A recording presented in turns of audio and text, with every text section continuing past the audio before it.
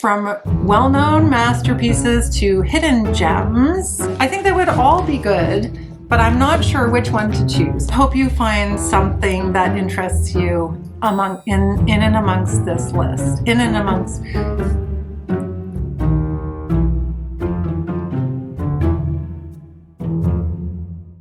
Hi everyone, it's me, Jess. Welcome to another video. I hope you are all as excited for 2025 as I am. Today we're going to be talking about something that has become a tradition for me every year at the beginning of the year, my classics TBR for the upcoming year. If you're a lover of literature or just want to get into reading classics, there's probably something on this list for you. So I've handpicked 10 novels. Well, actually, I need your help making one of the choices, but that will come at the end of the video. But I've chosen 10 books to read over the course of 2025. Some of them are very well-known classics, and some of them are lesser-known hidden treasures. I've always been a big believer that the classics are classics for a reason, as I like to say. And I do find every year that some of the best books that I read are, in fact, classic works of literature. They always present me with something to think about, they entertain, and they definitely have a lasting impact. So whether you're familiar with these titles or they're completely new to you, I hope that you find some inspiration in and amongst this list. The first is The Plague by Albert Camus. This was given to me by my daughter 2 years ago for Christmas, and I haven't read it yet. I haven't read anything by Camus. This will be the first book that I read by Camus. So this is supposed to be quite a profound novel. It was first published in 1947. Setting is a fictional North African town called Oran, and it tells the story of an outbreak of the bubonic plague in that community, which has the effect of isolating the town. And then the inhabitants in the town really are tested in terms of their moral limits. The story is very existential, and it's often interpreted as an allegory of the human condition, particularly because Camus is known for the philosophy of the absurd, that humans must still find ways to live with dignity and purpose in a world that doesn't have much to offer in terms of clear answers or any kind of justice or meaning. Camus himself once described this novel as addressing the theme of the struggle against the absurd. And in it, he really demonstrates how people respond to suffering, death, and the meaninglessness of existence. It sounds like a very uplifting read. I'm really looking forward to it. The next is The Awakening by Kate Chopin. This is said to be a groundbreaking work of American literature. It centers on the theme of women's independence and self-realization in a society that has very rigid gender roles. It was written in 1899. Setting is Louisiana, and our protagonist is Edna, a young wife and mother who experiences a very intense internal transformation over the course of a summer spent on the coast. I know that at the time of its publication, the novel was considered to be controversial for the portrayal of a woman who rejected traditional marital and maternal roles for women of the time. But now it's considered to be a foundational feminist text. So I'm really looking forward to reading The Awakening. Next we have The Warden by Anthony Trollope. This is the first in a series of 6 novels that Anthony Trollope wrote in his Chronicles of Barsetshire series, which is a series of 6 novels that explore the lives, loves, and moral dilemmas in this fictional English countryside. It says that Trollope conceived the story of the novel in Salisbury while wandering around the cathedral one summer evening in the 1850s. So the novel focuses on Septimus Harding, a mild-mannered elderly man who is the warden of Hiram's Hospital. Harding is well liked by the residents of the hospital. His position comes under scrutiny when another character, John Bold, launches a legal campaign to challenge the system of income distribution that allows Harding his position, which is a very interesting setup because Harding is then faced with this dilemma of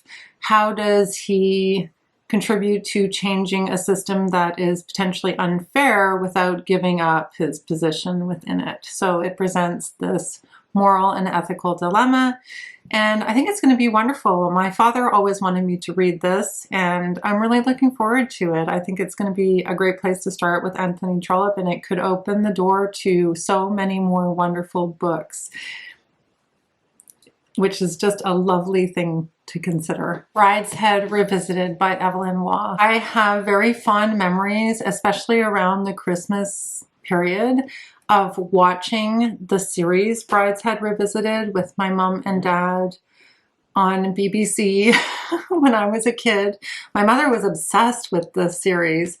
I don't remember the plot at all. I just know that it actually, okay, so it's set in the interwar years. So I'm guessing between World War I and World War II, described as the golden age before the Second World War. Brideshead Revisited was actually written in 1945, but Evelyn Waugh tells the story of a group of aristocrats in this period in between World War I and World War II. It's said to be a poignant exploration of friendship, love, faith, and the tensions between personal desires and societal expectations. And the title comes from Brideshead Castle, which is the estate upon which the story takes place, with the central focus being on the Flight family who lives there. I'm really excited to read this one, especially because I have such fond memories, like I said, of watching the series with my family when I was little. The next 5 books I'm going to be talking about are by authors whose books I've already read and enjoyed. So the first of those, and I'm very excited to tackle this because the first book that I read by this author is one of my favorite books I've ever read. And that would be George Eliot. This year, I would like to read The Mill on the Floss. Middlemarch is the other book that I've read by George Eliot that I think is a masterpiece. If you're curious to see my full video on Middlemarch and why I think it's the best novel of all time, I will leave it linked in the description box below. Mill on the Floss was written in 1860, and it's set in the fictional town of St. Ogg's at the beginning of the 19th century. St. Ogg's is a rural community located near the River Floss in England. The novel revolves around 2 siblings, Tom and Maggie, who grow up at St. Ogg's Mill, which their father, Mr. Tulliver, runs. Tullivers themselves are a relatively poor family, but the mill itself represents the backbone of social standing within the community. I know that very early on in the novel, the family experiences a massive financial loss. I think it's because of a legal action against Mr. Tulliver, and they are deeply in debt and in financial ruin, and that is where we begin with this story. I have really high hopes for The Mill on the Floss because I loved Middlemarch so much. Professor by Charlotte Bronte. The Professor was published posthumously because it was rejected by publishers while Charlotte Bronte was still alive. Charlotte Bronte died when she was 38. The book was published in 1857 and she died in 1855. And it's now considered to be an important book in the Bronte literary canon. So I was very curious to read it. The Professor tells the story of William Crimsworth, who is an ambitious young Englishman who seeks to carve out a future for himself in a foreign land. The novel follows his journey from England to Belgium. He takes up a position as an English teacher in a boys' school. His journey is both literal in the story and figurative in terms of trying to find success in an environment that is foreign. So critics have often viewed The Professor as a precursor to her other novels, specifically Jane Eyre and Shirley, which I've only read Jane Eyre. And its focus on the male protagonist is unusual. So I think it's going to be an interesting one. It's not as popular as, of course, Jane Eyre, but I think it's going to show a side of Charlotte Bronte that I don't know, and that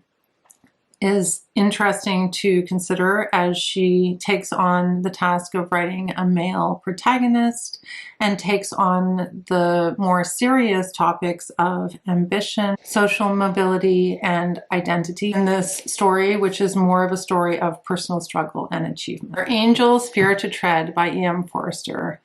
I have read E.M. Forster's A Room with a View and loved it so much. This novel was written in 1905 and it is his first novel. It's considered to be one of his more humorous and satirical novels, and it focuses on societal expectations, particularly of women, which made me curious. The novel actually opens with the tragic death of Lilia Hareton, a young English widow who travels to Italy on a romantic holiday. You can hear the echoes of A Room with a View. There she marries a much younger, impoverished Italian man, Gino di San Severino, much to the disapproval of her family back home in England. Relatives, in particular her brother-in-law, Philip, and her late husband's sister, are absolutely horrified by Lilia's decision, both because of Gino's low social class and because the marriage is seen as a rebellion against what is acceptable in English society. I'm really curious about this one. It sounds so much like a precursor to A Room with a View that it's made me very curious to read it, and it's quite short. Sula by Toni Morrison. Boy, do I wish I had a nicer copy, but this is what we get in Canada. This 1973 novel by Toni Morrison is really one of her most celebrated works. It was personally recommended to me by a very good friend. Sula is set in the fictional town of Medallion, a Black community in Ohio, and the story spans several decades from the early 20th century into the 1960s. The novel focuses on the lives of two childhood friends, Sula Peace and Nell Wright, who grow up in a tight-knit but socially and economically disadvantaged Black neighborhood. I think one of the main themes in the novel is the theme of friendship and betrayal. And I would expect that it's, again, a bold exploration of race, gender, and identity. I think it's known for its exploration of the complexities of female friendship. For Jane Austen July this year, I've made my choice ahead of time. I'm going to be reading Pride and Prejudice. Believe it or not, I have not read Pride and Prejudice yet. I may have read it a very long time ago, but I don't remember it. I mean, I know the story, of course, because of all of the remakes and all of the films, and of course I know Mr. Darcy, but I'm very excited to read it for Jane Austen July. I never even had a chance to talk about Emma, which I read this year and thoroughly enjoyed. Other Jane Austen books I've already read are Northanger Abbey, Sense and Sensibility, and Persuasion. And I did not care for Sense and Sensibility and thought I wasn't going to be a fan of Austen, but once I read Persuasion, my mind was changed. And from there, I've enjoyed the other books that I've read. So I'm ready to take on her so-called masterpiece. So bring on Elizabeth Bennet and Mr. Darcy is all I have to say. I'm very much looking forward to this as my summer read for Austen in July. Now we've come to the audience participation segment of the video. Some of you will be aware that last year I hosted several read-alongs, including a read-along of The Moonstone by Wilkie Collins. Some of you might be disappointed to hear that I am not going to put a Wilkie Collins book on my TBR for this year. I sort of want to save, I mean, he's written tons of books, but I kind of want to save them, and maybe I'll look at reading The Woman in White next year. But it got me thinking that I would very much like to read a Charles Dickens novel this year. And here is where I am having difficulty, because I don't know what I would like to read. I have read Great Expectations, and I don't think that that is what I would like to read. I'd like to read something else. I have 3 options, and I would love to hear in the comment section below what you think is the best Charles Dickens, if you've read any of these, if you'd be interested in participating in a read-along of a Charles Dickens book. I think it would probably be in the last quarter of the year. That's how I'm thinking about it, because I am going to be hosting a read-along for Olga Tokarczuk's The Book of Jacob, which I'm just waiting to get in the mail, and I will be making an announcement video about that. So that I'm planning to do a read along for in the beginning of 2025. So I'm thinking about reading the Charles Dickens in the fall. The fall going into winter is a very Dickensian time. We have Victober, so it would be the perfect time to read a Charles Dickens book, but I just can't decide which one. So here are the three that I propose. Like I said, let me know in the comment section below if any one of these piques your fancy, and I will be putting a poll out maybe a little closer to the time of the read along. Maybe initially I'll put a poll out now. We'll see. Let's see what the response is in the comments first. So here are the options. These are the three that I'm going with. The other possibility is Our Mutual Friend, but it's not one of the three that I've picked out. Okay, so the first possibility is the Pickwck Papers. The second possibility is Little Dorrit. And the third possibility is the classic Oliver Twist. I will give you a little synopsis of each so you have a sense of what each story is about. So Little Dorrit is one of Charles Dickens's later works. So one of the reasons why I'm interested to read this one is because I think we're going to be seeing a better portrayal of female characters, which I've heard that Charles Dickens gets better at over time. And Little Dorrit, Amy Dorrit, who is the protagonist of the story, is of course a female character. She is a young woman who is born and raised in a prison, the Marshalsea prison. In fact, it's a debtor's prison in London. Her father is William Dorrit, who has been incarcerated in this prison for many years due to the fact that he hasn't been able to pay off his many, many debts. And little Amy, affectionately known as Little Dorrit, has taken on the role of taking care of her father and really supporting her family, all while living within the confines of the prison. She, I think, is represented as a very good character, especially in comparison to a lot of the other characters presented in the book who are more driven towards greed and wealth and status, and they're very prideful.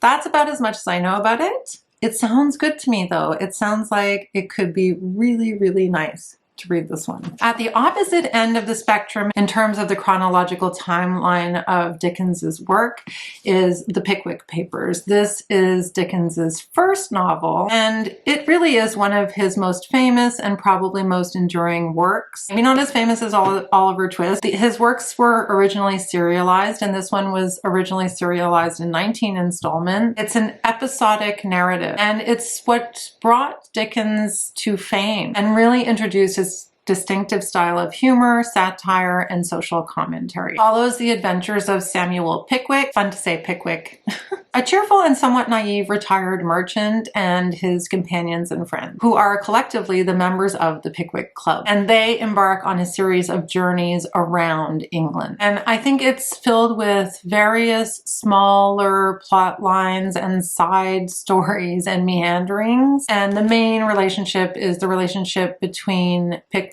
and his faithful servant Nathaniel Winkle. That's another possibility. Okay, so actually his most famous novel probably is Oliver Twist. Oliver Twist is the story of little orphan Oliver and takes place close to Christmas time, so it would make sense to read it in the latter quarter of the year. Oliver is an orphan who is born in a workhouse in small town England. His mother dies shortly after childbirth, leaving him with no known family. He's treated very, very poorly in this workhouse, and after all of this mistreatment and his miserable childhood, he eventually decides to run away to London. When he gets to London, he falls in with a gang of criminals led by the sinister Fagin, who trains children to pickpocket for him. So when Oliver Twist was published, it was an immediate hit, a huge success. It really resonated with readers because it's such a compelling story. It has such unforgettable characters, and because of its scathing critique of Victorian society.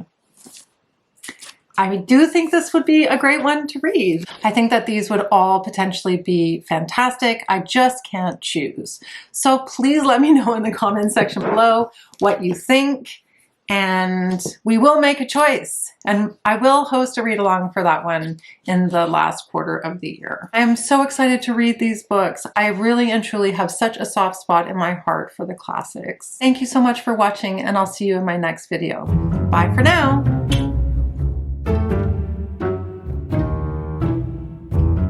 My favorite book is Wuthering Heights, so I was curious to read another book by